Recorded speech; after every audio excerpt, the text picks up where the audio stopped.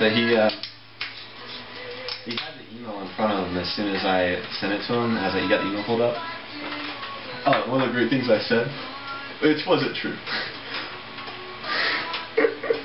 Let this be a lesson on how to deal with Mr. Felicio. I said, I just wanted to send all this stuff to you and let you be in the driver's seat and let you direct the conversation. Nothing could be more opposite. And what's great is, what I'm talking about is like, same thing as in relationships, is me and Mr. Felicio, we have this, we have communication. We have words that are coming out of our mouth, going into the other person's ear. Words come out of the other person's mouth, going into my ear.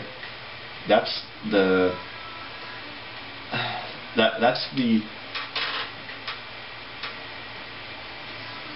I would say that's the weakest form of communication, and this is why I can't wait. Like, obviously I'm tempted to like show signing now, because that's what verbal reasoning is all about. Is you gotta realize like the words go into your eyes. It's all like first layer data. The real battle is the meta, M-E-T-A conversation, and that's like, you know, where's the conversation going? What point is going to be made? Why did he just say what he just said, and why did he say it that way? It's so deep and sophisticated that that's the only type of thing that feels like natural to me, and is the meta communication. And I could tell that Mr. Felicio was struggling to keep up with me, but that's why I'm like so glad to know that that guy gave him a headache and he's going to come prepared. Let me go and make some predictions, because, you know, if your theories don't have predictive value, then they just have entertainment value. Mr. Filler, he's going to adapt in a way that he's going to pay more attention to my ability to handle meta communication extremely well, and he'll have to ravel. Oh, I called him Ravelski. But this song is so awesome, it's so epic. I'm going to turn the camera off. Wait, 517? Are you kidding me? Dude, I can like get a foot-long sub for 517.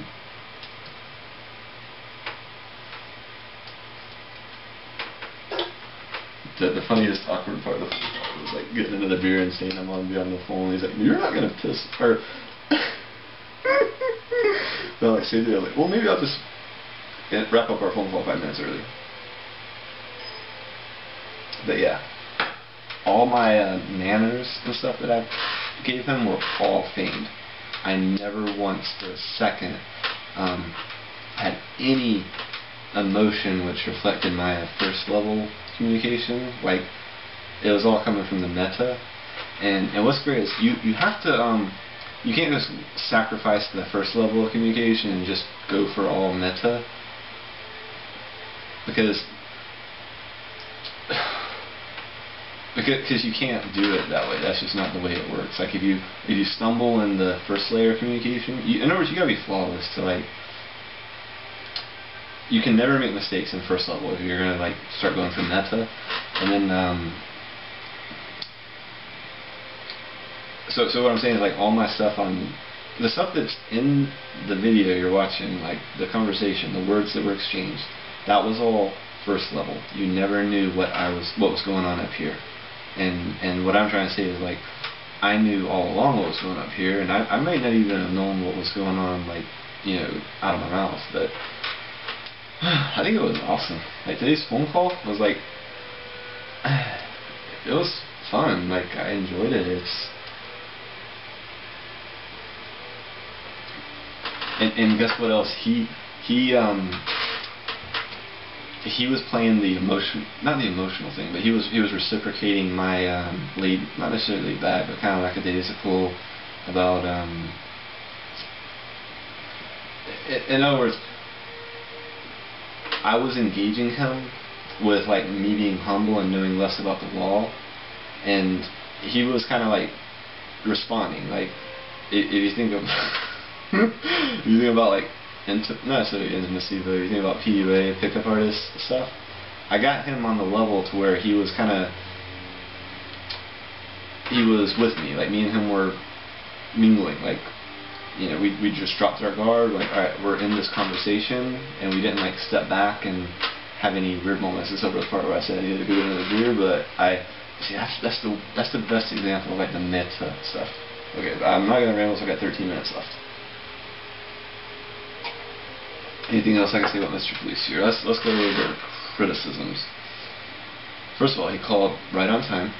I know this is weird, but the other person's always supposed to call like 2 minutes late, but really he's been preparing the whole time, and he knows whenever it's 10 o'clock, and he knows what happens at 10 o'clock. And I guarantee you he did preparation similar to me, but he didn't do as extensive a preparation. Criticisms. What can I criticize him about? I would say the fact that he kept flip-flopping from arguing pragmatically, from arguing based purely on his knowledge, and if you intentionally struck the guy, then you're guilty. But me and him, well, you can never say what the other guy's meta is, or else you lose to the meta. So obviously he's not naive. He knows that jurors are complicated, and he even said something like, you can never make a statement about all jurors. And I actually said, well, you can. He said, let me rearrange his words a little bit. He said something like, you can't say that all jurors won't blank, and and it kind of said, not all jurors will think the way you do, or something on this whatever. And he didn't even say that. That's just the best way for me to retell it. And then I said, well, then the same is true for you and what you're telling me. And also, one of the things I come across all the time, and not just from Felix, is when people try to basically say that, James, you're making it way too complicated. He did that, but it's not like he meant to do that. That's just like an effect I bring out from people. And one of the counters I have to that is I can actually discuss meticulously all the details of the big picture that I'm making that's way complicated, and any specific detail is not too hard for someone like Mr. Policier to understand. But and that's kind of how I don't like defend the big picture, but I like wrap the big picture to subpoints that all the subpoints make sense, and all the subpoints, if you look at any one sub point alone, it's not too it's not out there. In other words, whenever someone says that what I'm saying is out there, I try to break down what I'm saying into smaller things which compose the bigger thing, and I get them to agree that all the smaller things each individually on their own are not out there, and therefore once all that stuff's covered, then the big picture is not out there, because it's just the sum of a bunch of smaller things which aren't out there. So yeah, I'd say the biggest criticism I have with the phone call is his use of defending his argument from a non-pragmatic viewpoint. And the counter I have to that is agree with him. Yes, I did intentionally strike the guy with your car, and then I have to sever his reliance on that fail-safe strategy by saying, yeah, I struck the guy with my car intentionally. And also, he misunderstood the fact that the side of my car I hit the guy with, he thought that the side of my car, he thought the dent and the crime happened on the same side of my car hood, and he thought that the mistake was in my favor. But I was trying to tell him that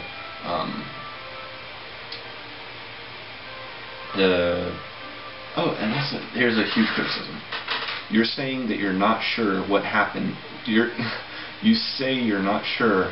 I'm going to write this down. You say you're not sure what you said 8 months ago. Of course I'm not sure. Nobody's sure. And I tried to make that point. You said you're not sure